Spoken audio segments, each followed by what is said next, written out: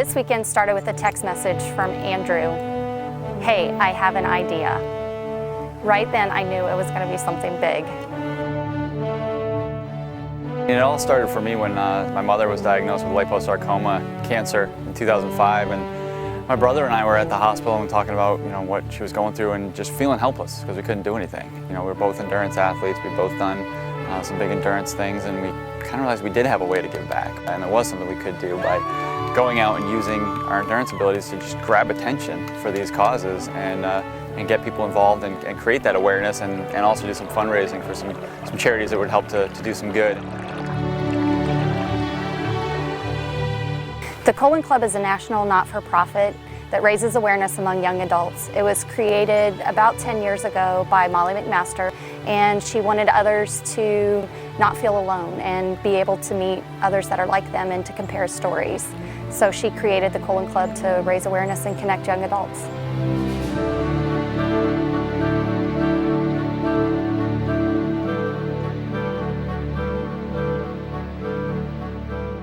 I really believe that everybody has some sort of ability that they can use to affect change in something they're passionate about.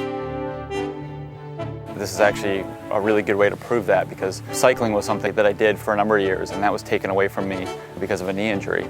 But I was able to look back at what are the skills that I have, what can I do, and how can I continue to make a difference. If I'm in the water and I think, oh man, this hurts, or I'm tired, or my shoulder's aching, or whatever, I think, I'm not going through chemo, and I'm doing this by choice. None of the cancer patients that I'm doing this for chose to go through it. It chose them. I have the luxury of stopping anytime I want. If they're dealing with chemo or something like that and they decide that this is too much, I don't want to do it anymore, they still have that choice, but the consequences are much different for them than they are for me. The inspiration that they give me helps me get through all of this. Drew started raising awareness for the Colon Club in 2010 with his Resilience Ride, and he was inspired by Molly. And in doing that, Drew has become even closer to our Colander models and to our young adult survivors, and has continued to inspire us since 2010, kind of empowering us to work together and to pay it forward, not just raise awareness and call it quits, to continue the ripple effect. Our mission is to raise awareness among young adults, specifically under the stereotypical age of 50 years. There's a whole other mission out there with colorectal cancer with young adults, that there are no screening guidelines for them. And so the way that we can educate them and make a difference for young adults is for them to know their family history, to empower them to demand a colonoscopy at any age if they're having symptoms, and to find out their genetic history.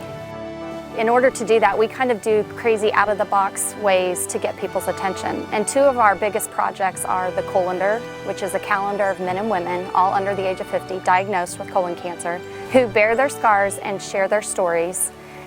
And then we also have the 40-foot colon that travels the United States. It's a 40-foot crawl-through colon that people can crawl through and see the various conditions of the colon.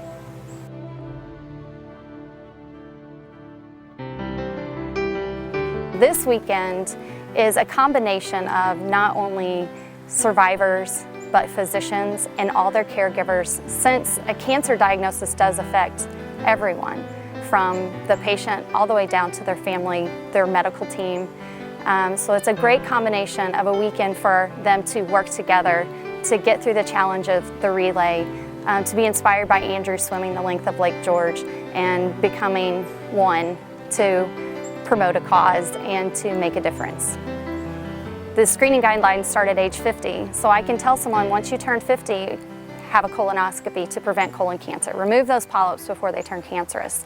If you have a family history, 10 years prior to family member's diagnosis. However, for young adults, there are no screening guidelines. So you really have to rely on knowing your body, being your biggest advocate, and knowing your family history. There's no expensive research needed. There's no clinical studies that need to happen. We have colonoscopies. We're very good at them. And if we can just get people to go out and do them, 95% of the people that died of colon cancer last year would be alive today. My mom taught me early on, it's not just about us, it's about our community and about making sure that we give back and we're part of something that's bigger than us. So to know that that's something where I can make a difference in my lifetime by my actions is just, a great feeling to know that I can actually impact this disease. When I was a kid in high school, there was a Navy recruiting commercial, and at the end of it, it showed all these Navy SEALs jumping out of helicopters and storming beaches and doing all that kind of stuff. And then at the end, it just had two things that flashed up on the screen. It said, if somebody wrote a book about your life, would anybody want to read it? And I thought that was interesting. And I thought, you know, what do you do to make people want to read about your life? You have to do something that makes a difference. And I think to be able to have this opportunity to take skills that I've developed over the course of my 35 years and be able to apply them to make a difference is a pretty rewarding feeling. And to know that I'm helping great people that have inspired me, to be able to return that favor to them is very gratifying.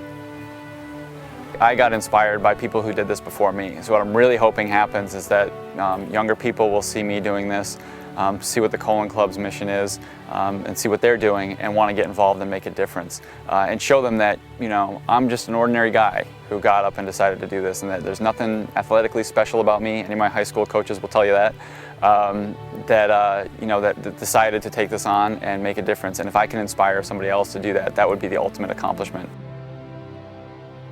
You can let the thoughts come into your head about, you know, the pain in your shoulders, about, you know, you can start to think about how much farther you have to go, and you can't let those thoughts in. So you try to think about, you know, try to visualize what's coming, visualize the finish, visualize the impact you're going to make. Think about the people you're doing this for and the inspiration that they've given, and think about what they went through.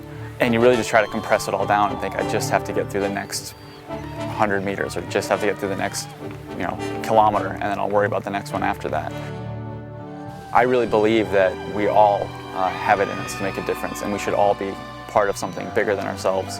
And I think every single person on this planet has a way that they can give back and make a difference. It doesn't have to be swimming across a lake, riding across a country. It can be, if you're good at music, you can play a concert, raise money for a cause you're passionate about. But I do believe that every single person has the ability, and I would say even responsibility, to use the talents that they have to make a difference in a cause that they're passionate about.